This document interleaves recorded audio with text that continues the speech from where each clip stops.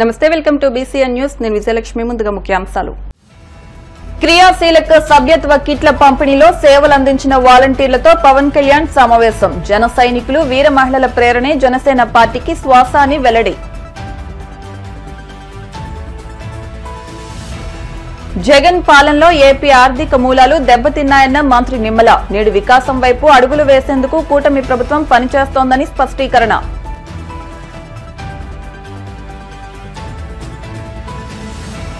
వాడపల్లి వెంకన్న ఆలయంలో ప్రత్యేక పూజలు మంగళ వాయిద్యాల నడుమ శ్రీ స్వామి అమ్మవార్లకు మేలుకొలుపు సేవ ఈశ్వరి లక్ష్మీ హోమం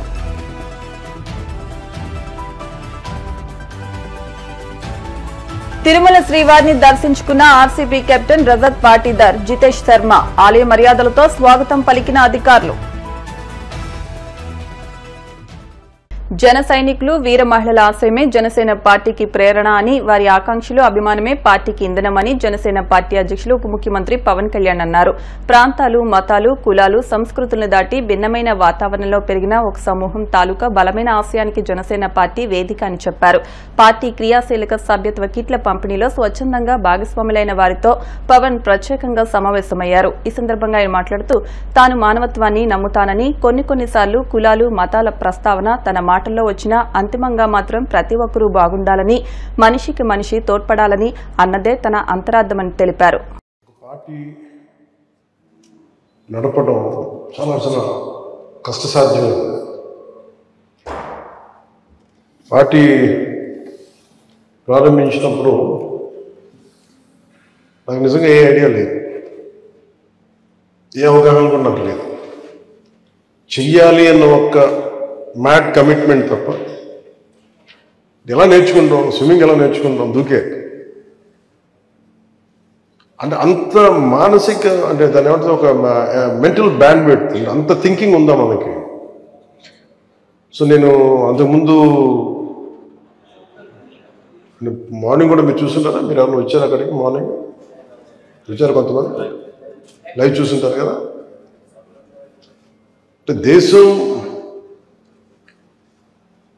చాలా పిచ్చిన ఎందుకు ఆ మ్యాడ్ కమిట్మెంట్ ఉందో నాకు తెలియదంటే మేబీ అంటే హిస్టరీ చదువుతూ ఉంటే ఎంత సాక్రిఫైసెస్ జరిగినాయి అంటే ఎంతమంది అంటే మనకి ప్రతిసారి ఈ అంటే మన ఇల్లు బాగుండాలి, దేశం బాగుండాలి, ఎంతమంది తప్పన ఇల్లు బాగుండాలంటే మన తల్లిదండ్రులు ఎంత కష్టపడితే ఒక ఇల్లు నిలబడుతుంది. అలాగే ఎంతమంది నాయకులు ఎన్ని బలిదానాలు జరిగితే ఒక దేశం ఉంటుంది.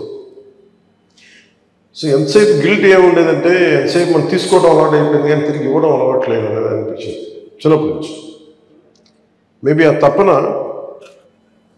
సినిమాల్లో ఒక మంచి స్థితి ఉన్నా కానీ ఎందుకు అంత తృప్తిని ఇవ్వలేదంటే పొలిటికల్ పార్టీ పెట్టాక నిలబడ్డాక నిలదొక్కున్నాక ఇది చాలా చాలా బలాన్ని ఇచ్చింది. మీరే కనుక లేకపోతే అంటే ఇంతమంది అంటే what is a political party? It is not about money. అది ఒక డబ్బుకి సంబంధం లేదు, లేదంటే ఎక్కువ పాపులారిటీ ఉంటే సంబంధం లేదు. ఇది ఒక గుంపు, ఒక బలమైన వర్గం, సమూహం అండ్ కామన్ ఐడియాలజీ మీద. మొన్న జాతీయ ఉపాధి హామీ పథకం కింద పనిచేసే శ్రామికులందరికీ వాళ్ళు ప్రీమియం కూడా పే చేయకుండా ముందు డైరెక్ట్ ఒక 2 లక్షలు ఇచ్చేస్తాం ఫస్ట్. అది దాని ప్రేరణ మళ్ళించగలిగింది, మన జనసేన పార్టీ నుంచే కలిగింది. నేను ఎందుకు ఈరోజు ప్రత్యేకించి మీరు గత కొద్ది రోజులుగా మీరు పడుతున్న శ్రమ ఇవన్నీ మన సెక్రటరీ మన చెప్పినప్పుడు ప్రత్యేకించి నేను మనస్ఫూర్తిగా నా హృదయపూర్వక నా గుండె లోపల నుంచి మీకు థ్యాంక్స్ చెప్పాలనుకున్నాను. ఇంకా అంటే నాకు దాదాపు 13 లక్షల మంది 15 లక్షల మంది మనకున్నారు మన క్రియాశీలక కార్యకర్తలు. అంటే ఒక్కొక్క క్రియాశీలక కార్యకర్త అంటే మొన్న మధుసూదన్గా చంద్ర ఈజ్ అన్ యాక్టివ్ క్రియాశీలక కార్యకర్త. అంటే ఇది అంటే ఎక్కడో ఒక చనిపోయిన 26 మందిలో ఒక జన సైనికుడు ఉంటాడు అనేది నేను అసలు ఊహకు కూడా నాకు అందలేదు. చాలా బాధ కలిగింది. అంటే నేను మొన్న ఆ అమౌంట్ ఇచ్చినప్పుడు కూడా పొద్దున కూడా నాకు అనిపించింది ఒక ప్రాణం వెనక్కి తీసుకున్నాను, ఇంకా చిన్న భరోసా అయ్యేవాడు ఆ డబ్బుతో. అలాగే నేను ఇంతమంది నన్ను విశ్వాసంతో నడుస్తున్నప్పుడు నేను ఎప్పుడు మీకు ఈరోజు మాట ఇస్తున్నప్పుడు నేను మిమ్మల్ని ఇబ్బంది పెట్టే పనులు అయితే చేయను. అలాగే నేను రిస్క్ తీసుకున్న తర్వాత మీలో ఎంతమందికి ఇబ్బంది లేకుండా రిస్క్ తీసుకోగలరు అప్పుడే రండి. అంత నేను ప్రతిసారి నేను నా జీవితాన్ని రిస్క్లో పెట్టుకున్న తప్ప మీ జీవితాన్ని ఎప్పుడు నేను రిస్క్లో పెట్టాను. ఎందుకంటే నా బాధ్యత. అందుకని ప్రత్యేకించి ఈ సందర్భంలో మీరందరూ వచ్చినందుకు మనస్ఫూర్తిగా మీ అందరికీ పేరు పేరున ధన్యవాదాలు తెలుపుతున్నాను. బలమే క్షేత్రస్థాయిలో ఒక హౌస్ వైఫ్గా పనిచేస్తా, లేదంటే ఇందాక ఎవరు చెప్తాను రంజాన్లో నైట్ షిఫ్ట్ పనిచేసి మనకి వాలంటీర్ చేశారని. గత 5 ఏళ్ల జగన్ అరాచక పాలనలో ఏపీ ఆర్థిక మూలాలు దెబ్బతిన్నాయని మంత్రి నిమ్మల రామానాయుడు ఆరోపించారు. పశ్చిమ గోదావరి జిల్లా పాలకొల్లు మండలంలో 86 లక్షలతో పలు అభివృద్ది పనులకు ఆయన శంకుస్థాపన చేసి 14 కోట్లతో జరుగుతున్న దమైపర్తి మురుగు డ్రైన్ పనులను పరిశీలించారు. ఈ సందర్భంగా మంత్రి నిమ్మల మీడియాతో మాట్లాడుతూ నేడు చంద్రబాబు రైతులకు అవసరమైన పనులకు ప్రాధాన్యమిస్తూ కోట్ల రూపాయలు ఖర్చు పెడుతున్నారని అన్నారు. జగన్ పాలనలో విధ్వంసం నుంచి నేడు వికాసం వైపు అడుగులు వేసేందుకు కూటమి ప్రభుత్వం పనిచేస్తుందని తెలిపారు. చంద్రబాబు అమరావతి రాజధాని సంపద సృష్టి కేంద్రంగా తీర్చిదిద్దేందుకు శ్రమిస్తున్నారని చెప్పారు. కార్యక్రమంలో భాగంగా ఈరోజు పాలకొల్లు మండలంలో 162 లక్షల రూపాయలతోటి ఈరోజు 4 పనులకు శంకుస్థాపన చేయడం జరిగింది. ఇంత పెద్ద ఎత్తున ఈవేళ ఆ రైతాంగానికి సేవ చేస్తున్నామని అంటే రైతుల పట్ల మాకున్నటువంటి చిత్తశుద్ధికి అదొక నిదర్శనం. ఒక రైతు బిడ్డగా అది నా బాధ్యత అనేటువంటి విషయాన్ని గుర్తుపెట్టుకుని పనులు చేస్తున్నాననే విషయాన్ని ఈ సందర్భంగా తెలియజేసుకుంటూ మరి ఇన్ని అభివృద్ది కార్యక్రమాలు ఈ రోజు కూడా చూస్తున్నాం. 1వ తారీఖు ఈవేళ 3,000 కోట్ల రూపాయలు ఆంధ్రప్రదేశ్ రాష్ట్రంలో పెన్షన్లు ఇచ్చేటువంటి రోజు. ఇన్ని అభివృద్ది కార్యక్రమాలు, ఇన్ని సంక్షేమ కార్యక్రమాలు చేస్తూ ఉంటే మరి ఈవేళ జగన్మోహన్ రెడ్డి మరి ఈవేళ మనం చూస్తూ ఉన్నాం. ఆయన మాట్లాడేటువంటి విధానం చూస్తూ ఉంటే చాలా ఆశ్చర్యంగా. ఎందుకంటే గత 5 సంవత్సరాలు ఆయనకి 151 సీట్లు ఇచ్చి 50% ఓట్లు ఇస్తే 5 సంవత్సరాలు ఎప్పుడైనా తాడేపల్లి రాజప్రసాదం వదిలి ఒక్క కాలు బయటకు పెట్టాడా? ప్రజలు ఇబ్బందుల కష్టాలు ఎప్పుడైనా భాగం పంచుకున్నాడా? మన గోదావరి వరదలు వస్తే ఆకాశంలోనే ఆయన తిరిగాడు, ఆకాశంలోనే వాగ్దానాలు ఇచ్చాడు. ఆ ఇచ్చినటువంటి వాగ్దానాలు ఆ గాల్లోనే కలిసిపోయినటువంటి పరిస్థితి. ఎప్పుడైనా సరే రావాల్సి వస్తే 144 సెక్షన్, 30 యాక్ట్లు, పరదాలు, బ్యారికేడ్లు, ముందస్తు అరెస్టులు, హౌస్ అరెస్టులు, ఇదే కదా నీ 5 సంవత్సరాల పరిపాలన. ఆఖరికి మన నర్సాపురంలో కూడా ఒకసారి బహిరంగ సభకు చూస్తే పాప ముస్లిం అమ్మాయిలు చున్నీ వేసుకుని వస్తే ఆ చున్నీ బ్లాక్ కలర్ లో ఉందని చెప్పేసి ఆ అమ్మాయిని కూడా మరి వాళ్ళు చున్నీ తీస్తేనే గాని లోపల పంపించినటువంటి ఒక నియంతృత్వమైనటువంటి నిరంకుశత్వమైనటువంటి 5 సంవత్సరాలు తాడేపల్లి రాజప్రసాదం కాలు బయట పెట్టకుండా పాలన చేసినటువంటి నువ్వు ఈ రోజు ఏదో ప్రకృతి విపత్తులతోటి అనుకోనిటువంటి సంఘటనలు జరిగి ఒక బాధాకరమైన సంఘటనలు జరిగినప్పుడు మరి నువ్వు ఏదైతే రాజకీయాలు అంటే ప్రకృతితో కొన్ని ఎక్కడైనా లోపాలు ఉంటే వాటిని కూడా ఖచ్చితంగా మేము సరి చేసుకుంటాం. ఎవరైనా తప్పు చేస్తే ఖచ్చితంగా ఈ ప్రభుత్వం శిక్షిస్తుంది. మరి అటువంటి ప్రకృతిగా లేకపోతే అక్కడ గోడ కూలి చనిపోతే మరి వాళ్ళకి ఆత్మకు శాంతి కలగడానికో లేకపోతే భవిష్యత్తులో ఇటువంటి సంఘటనలు పునరావృతం కాకుండా ఏ విధంగా చర్యలు తీసుకోవాలో సలహాలు సూచనలు ఇవ్వడం మానేసి ఏదైతే ఒక రాజకీయం చేయలేనటువంటి ఆలోచనతో ఎక్కడ ఎవరు చనిపోతే అక్కడ మరి రాబందుల్లాగా అక్కడ వాళ్తున్నటువంటి పరిస్థితి. మరి 5 సంవత్సరాల్లో మరి గుండ్లగమ్మ గేటు కొట్టుకుపోయింది, లేకపోతే ఒక అన్నమయ్య ప్రాజెక్టు కొట్టుకుపోయి 29 మంది చనిపోయారు. అదే తిరుపతిలో రియా హాస్పిటల్ ఆక్సిజన్ అందక అప్పుడు ఒక 27 మంది చనిపోయారు. మరి ఎప్పుడు కూడా ఒక్కసారి కూడా వాళ్ళు పలకరించినటువంటి పాపాన నువ్వు పోలేదు.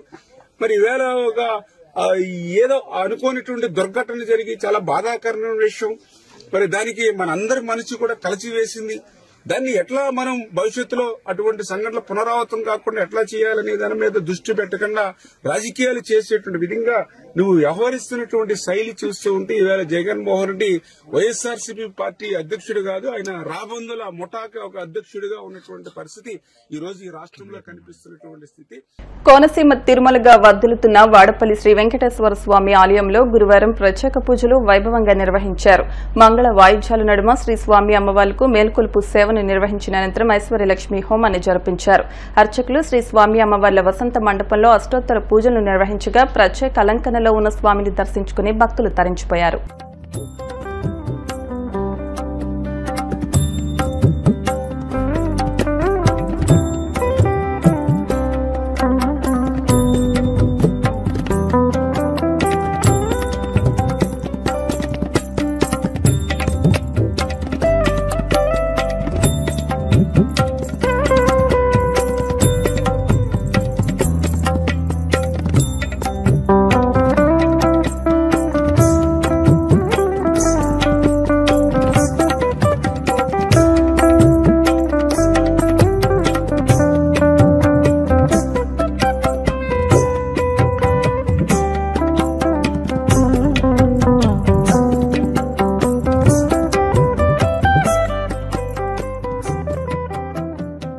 తిరుపతి జిల్లా గూడూరు పట్టణంలోని వాసవి కన్యకా పరమేశ్వరి అమ్మవారి దేవస్థానంలో ప్రత్యేక పూజలు నిర్వహించారు.